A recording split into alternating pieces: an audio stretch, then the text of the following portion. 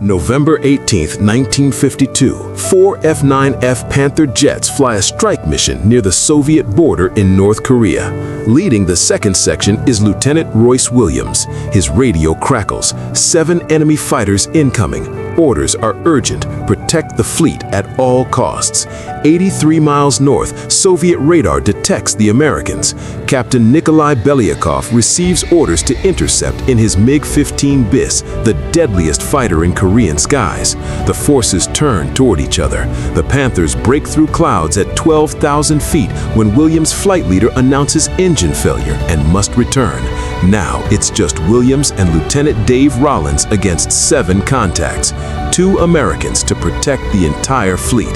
The MiGs split and dive. At 26,000 feet, Williams loses visual on them. Suddenly, bullets hammer his aircraft. Tracers flash past. They're under attack. Both Americans brake hard as MiGs scream past from multiple directions. The Panthers have good roll, but are completely outmatched. A 4th MiG attacks with devastating cannon fire. As the MiG flies past, Williams slides behind it and opens fire. Inside the MiG, Senior Lieutenant Pokomkin feels the impact. He's hit. Smoke pours from his aircraft. He dives away with Dave Rollins pursuing, leaving Williams alone with 3 MiGs. As they pull away to regroup, Williams sees their markings. Not the blue and red circles of North Korea, the plain red star of the Soviet Union. Williams radios immediately. These are Soviet fighters. At that moment, the National Security Agency contacts the fleet.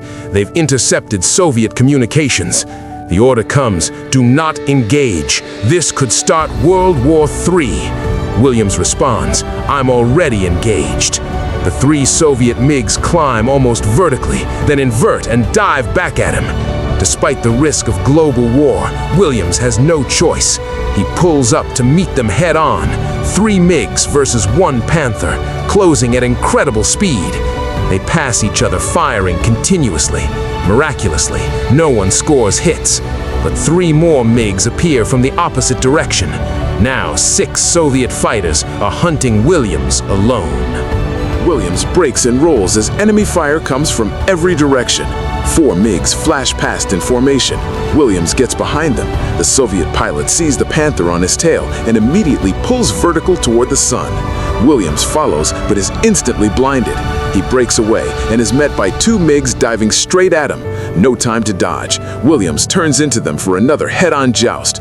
Both fighters open fire. Tracers cross in the air. Shells drop and pass underneath both aircraft. They hold their triggers down as the distance closes. A 20mm round punches straight into the MiG's cockpit, killing the pilot instantly. Williams watches the MiG pass underneath him inverted. Another MiG flashes by, and Williams fires on pure reflex, downing his 2nd kill. Captain Belyakov sees 2 of his men shot down and turns back for revenge. Williams meets him head-on again. A brief exchange tears chunks off the MiG. Belyakov dives away, damaged and out of the fight. But as Williams turns to pursue, a MiG screams in from behind and lands devastating hits. This time, it's bad. A 37mm round punches through his wing into the engine compartment, wrecking his hydraulic systems. His rudder, flaps, and half his ailerons are gone. Williams looks back as the MiG stays on his tail, riddling his crippled Panther with cannon fire. He tries to roll, but his stomach sinks as the aircraft responds terrifyingly slowly. More impacts crack through the fuselage. The Panther wobbles unstably, the destroyed rudder making control nearly impossible. Williams is forced to be careful with every input or lose control completely. Throughout it all, the MiG has no problem following the limping fighter. Williams still has his elevator, so he does the only thing he can. He pulls up and pushes down, riding a wave motion to gain distance before reaching the clouds 10,000 feet below. Bullets continue striking his aircraft. Any impact could be fatal. His luck is running out. He's not going to make it. But then, his wingman appears and comes soaring in, opening fire at the pursuing MiG, forcing it to break off. Now, inside the safety of clouds, Williams pulls up and levels off at just 400 feet altitude. He survived a brutal 6 versus 1 dogfight lasting over 30 minutes at full throttle. But how is he going to land? Williams tries to assess his wounded machine. His controls barely respond, and he can't slow below 170 knots without the plane becoming uncontrollable, an incredibly dangerous speed for a carrier landing. He looks down at the churning sea. Ejection isn't an option. He'd only survive 20 minutes in the freezing water, not enough time for rescue. He must land on the carrier. Williams radios his situation. Severe damage, minimum speed 170 knots. The commanding officer of USS Arascani, Captain Courtney Shands, orders immediate preparation for a crash landing. 170 knots is dangerously fast, but fortunately, a powerful storm provides strong winds. Shands orders the ship directly into the wind at maximum speed. In the air, Williams' heart pounds. Everything feels floaty and imprecise as he teeters on the edge of control. He spots the carrier and lowers his landing gear. The added drag immediately affects the damaged Panther, and he starts veering off course.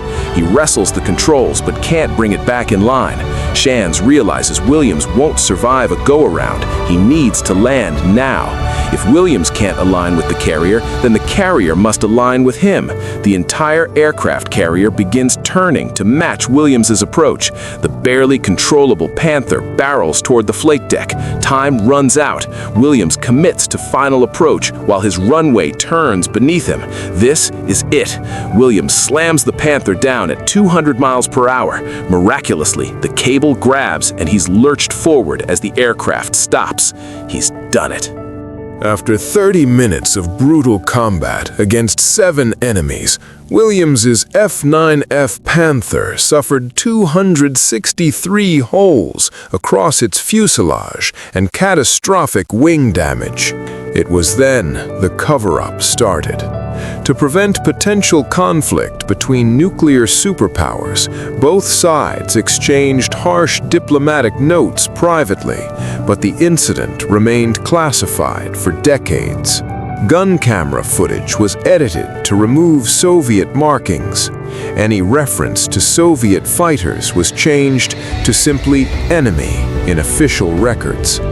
Williams was awarded the Silver Star for the action. He continued his service, retiring in 1980, never revealing what happened for 50 years until documents were declassified. When the story went public in Russia, they acknowledged losing 3 aircraft.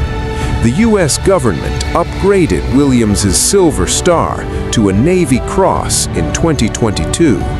There is news he may receive the Medal of Honor. Captain Royce Williams is still alive today at 100 years old.